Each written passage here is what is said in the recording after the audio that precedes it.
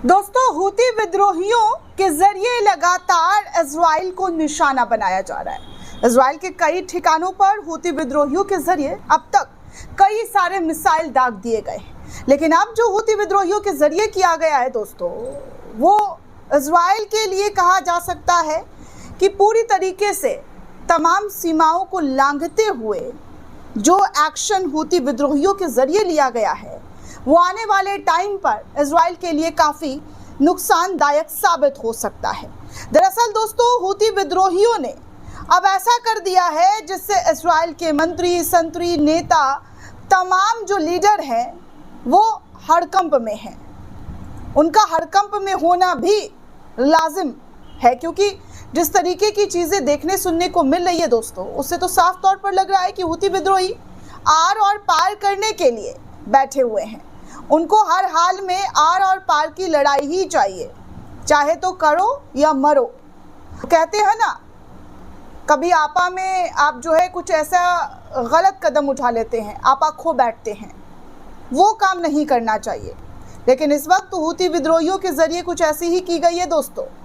दरअसल अल अक्सा मस्जिद में इजरायली मंत्री के जाने से गुस्से से लाल हो गया हूती विद्रोही और 3 मिसाइलें जो हैं वो दाग दी गई है।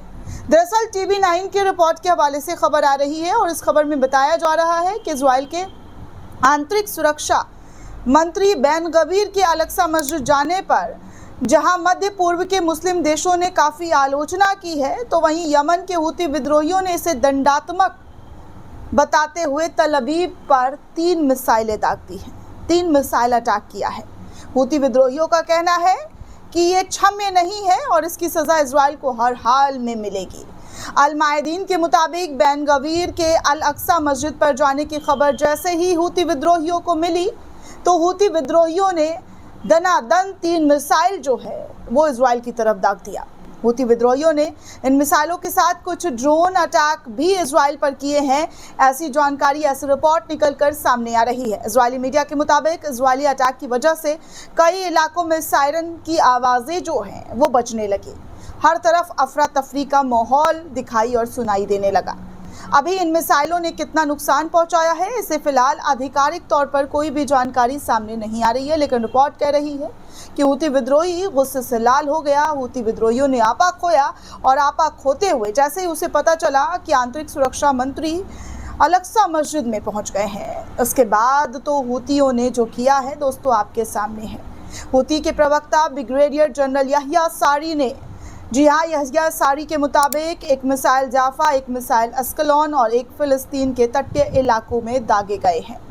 इन 3 मिसाइल अटैक के अलावा कुछ ड्रोन से भी हमला इजराइल के ऊपर किया गया है। हालांकि ड्रोन को इजराइल ने हवा में ही मार गिराया है, ऐसा इजराइल के जरिए दावा किया जा रहा है। सारी का कहना है कि यमन मुसलमानों पर हो रहे अपमान पर अब चुप नहीं बैठने वाला है। इजराइल पर अब तक हमला हम कर रहे थे, इससे भी तेज़ हमला अब हम और करेंगे। जब तक इजराइल की यहूदी सरकार गाज़ा और वहाँ के लोगों को सताना नहीं छोड़ती है, जिस तरीके से अटैक कर रही है, उसका जवाबी कार्रवाई हूती विद्रोहियों के जरिए दिया जाएगा।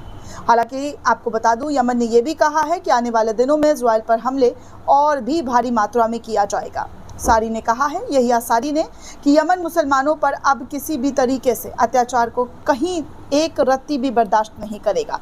अल अक्सा मस्जिद में अपने मंत्री बैन गवीर के जाने को लेकर, जी हाँ, अल अक्सा मस्जिद में नेतन्याहू के मंत्री बैन गवीर के जाने को लेकर इजराइल बैकफुट पर आ चुका है। सऊदी अरब, जॉर्डन समेत कई मुस्लिम देशों ने इजराइल की कड़ी निंदा की है। सऊदी भी अब इजराइल के खिलाफ, इजराइल के मंत्री के खिलाफ आ गया है।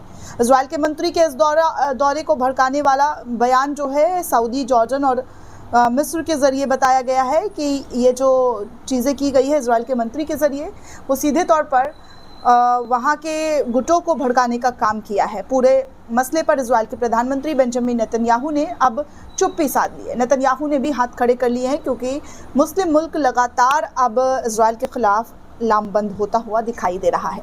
वहीं प्रधानमंत्री कार्यालय का कहना है कि वहाँ यथास्थिति बरकरार रहेगी। अल अक्सा में सिर्फ नमाज पढ़ने की इजाज़त दी जाएगी। रविवार को इजराइल के आंतरिक सुरक्षा मंत्री इतमार बैन गवीर का एक वीडियो सामने आया था, जहां पर, जी हाँ, इस वीडियो में बैन गवीर सुरक्षा मंत्री इतार जो है अल अक्सा मस्जिद में यहूदी रीति रिवाज से पूजा प्रार्थना करते हुए दिखाई दे रहे थे, जिसके बाद इजराइल इस्लामिक देश रडार पर आ चुका है। इस्लामिक देशों के पूरे निशानों पर, जिसमें सऊदी, जॉर्डन, मिस्र और तमाम मुल्क जो है इस वक्त इजराइल के खिलाफ खुलकर जी हाँ खड़ा हो चुका है।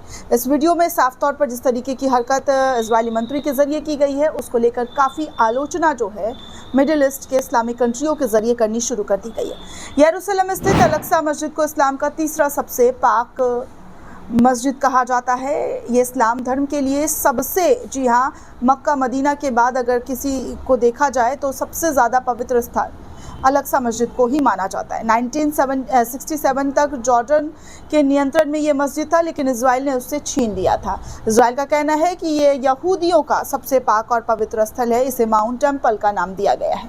हालांकि बाद में एक समझौते के तहत जॉर्डन को इसका संरक्षक घोषित किया गया और मस्जिद की सुरक्षा व्यवस्था की जिम्मेदारी इजराइल को दी गई। यानी प्रशासनिक कंट्रोल अभी भी इजराइल के पास है, लेकिन जिस तरीके की हरकत इजराइल के मंत्री के जरिए की गई है, अब मामला और ज़्यादा बिगड़ता और भड़कता हुआ दिखाई दे रहा है। दोस्तों, हुती विद्रोहियों के जरिए लगातार इजराइल को अटैक किया जा रहा था, लेकिन इस कदम के बाद इजराइल के ऊपर और ज़्यादा तीव्र गति के साथ हुतियों के जरिए मिसाइल दागना शुरू कर दिया है, जो कि इजराइल के सैनिक, इजरायली नागरिकों के लिए ख़तरा का सबब बनता हुआ नज़र आ रहा है।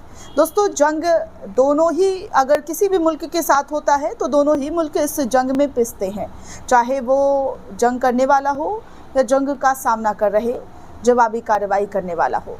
हर तरीके से नुकसान आम लोगों का होता है। जैसा कि मैं आपको हमेशा कह रही हूँ कि जंग कोई सल्यूशन नहीं है, जंग किसी मसले का हल नहीं है, जंग अपने आप में एक फसाद है, खून खराबा है, लोगों की ज़िंदगी अलील करने वाला है।